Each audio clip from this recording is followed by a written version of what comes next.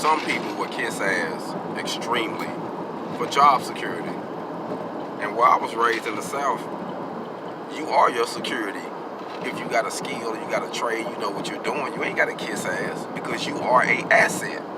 Point blank, period. Now, if you're not an asset or you an average guy, you just do enough work just to get back, then yeah, you probably kiss some ass because you probably think you're gonna lose your job any given day. But somebody that's an asset, we ain't worried about that.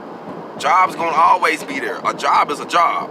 You know what I mean? This one thing I'm gonna tell you something, man. Your relationships, the people you love, what's really, your true friends, those are glass balls.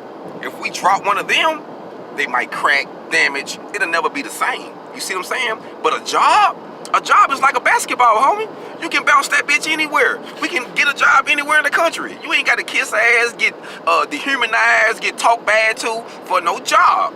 It's a basketball. Dribble yourself into another situation.